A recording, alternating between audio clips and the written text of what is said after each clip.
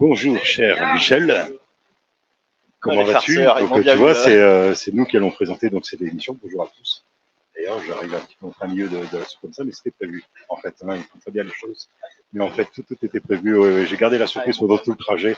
Tu vois, c'est quand même très fort, hein, les femmes de l'espace. C'est quand même quelque chose. Ah, tout était faux. Tout était faux. Voilà. Maintenant qu'ils sont partis, on va pouvoir parler de notre grande passion, le tuning. Donc, alors, explique-moi un petit peu. Donc, Michel. Oui.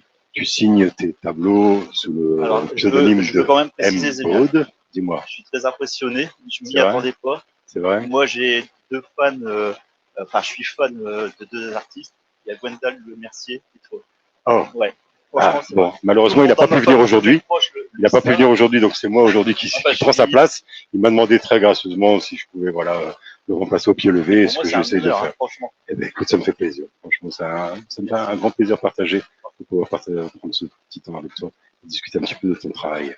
Donc, pour expliquer un petit peu, voilà, nos téléspectateurs, internautes, viewers, on va dire ça.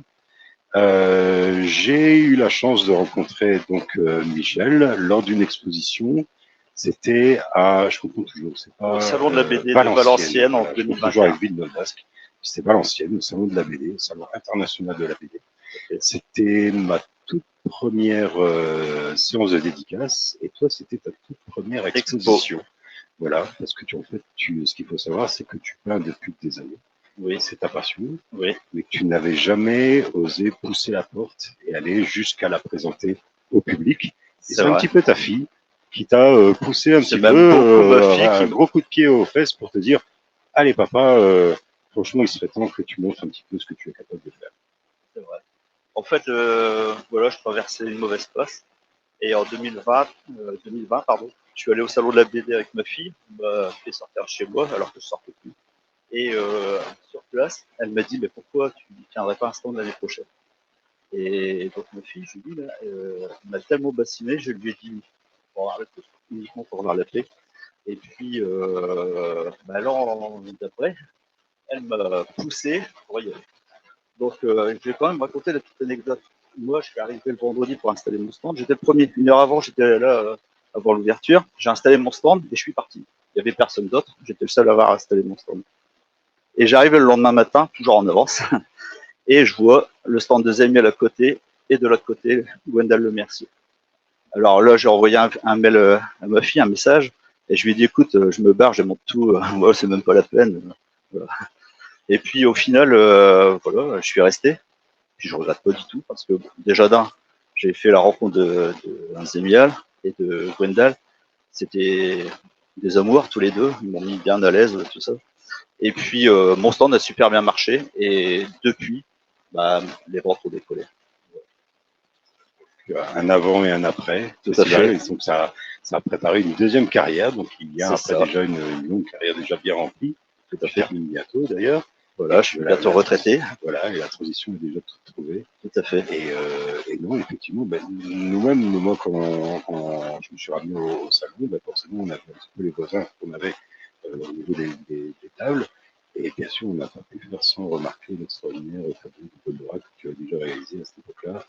Et on retrouvait déjà le Mator, et on retrouvait évidemment tous les éléments de la pop culture qu'on a fait, mais bien, bien au-delà. Donc ça va jusqu'au cinéma, ça va, il y a énormément de références.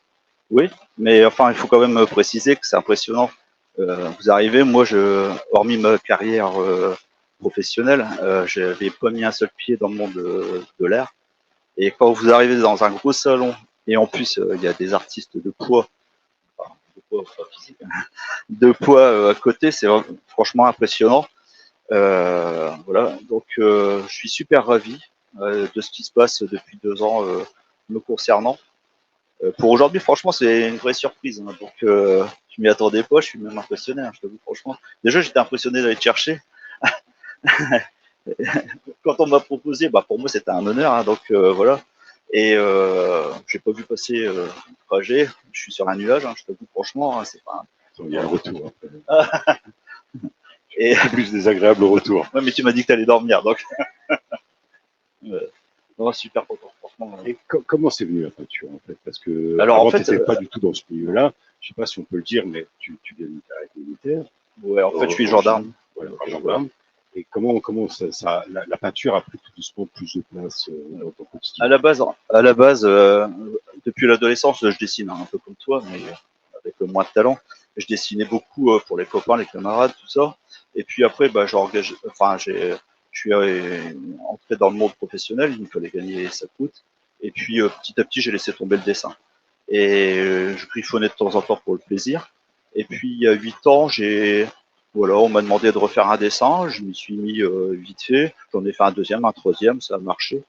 Ça a marché, j'ai repris goût. Et puis surtout, maintenant, du crayon. Et puis, je sais plus comment, mais je suis arrivé rapidement à la peinture. Et voilà, je m'éclate dans la peinture. J'ai essayé toutes les techniques. Alors, j'aime pas peindre à l'huile. J'ai essayé, j'aime pas, je maîtrise pas. Je peins essentiellement à l'acrylique, au pastel sec, au colorant alimentaire. Je trouve tout ce que je trouve, C'est voilà. un investissement de temps quand même. Ce ne sont pas des techniques super abordables comme ça dans un Ouais, mais de prime j'essaye. abord. J'essaye. T'as Alors, vraiment poussé le. ouais, voilà. Entre ce que l'on voit, que j'expose, et ce que je mets à la poubelle, voilà. J'en jette beaucoup, ou je les efface, je recommence. Bah, j'essaye jusqu'à temps que ça me plaise. Voilà le résultat. Alors, je suis jamais satisfait, un peu comme toi, comme tu me disais. Mais arrive un moment, bon, il faut bien arrêter la toile, sinon à chaque fois tu vas rajouter des détails et t'en finis plus. Et alors comment tu te lances dans une nouvelle toile? Comment c'est quoi le process qui fait que tiens, je vais me lancer la prochaine fois que je vais me lancer sur tel personnage, tel univers? Comment tu décides ça? Alors, C'est comment je sur le décide, feeling je réfléchis beaucoup. Voilà, j'ai plein de projets en tête. J'ai pas assez de temps pour faire tout. Puis arrive un moment, bah, je sais pas, je regarde un petit peu, je m'inspire beaucoup de ce qui existe déjà. Euh, Là, ce qui est affiché, c'est quasiment que des repros. Euh, donc je pars à partir d'une repro et puis j'essaie de la modifier un maximum.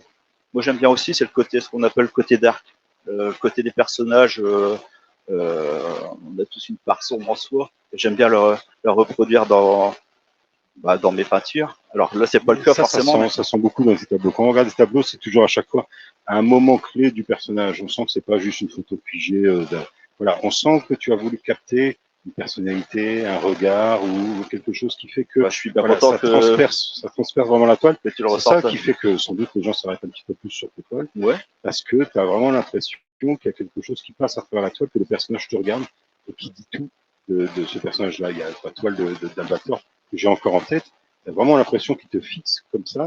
Et quand tu regardes cette toile, tu repenses à tout l'univers d'Albator, aussi bien quand il est dans son vaisseau en train de boire son verre, ou quoi que ce soit, toute la personnalité du personnage, tu sens qu'elle traverse cette toile. Et c'est en ça que vraiment tu as su capter vraiment à chaque fois la pose, l'attitude, même si tu dis que ce sont des reproductions partielles ou intégrales ou quoi, genre, je sais pas, mais tu as cet œil-là qui permet à chaque fois de capter l'essence du personnage au-delà du simplement des symboles.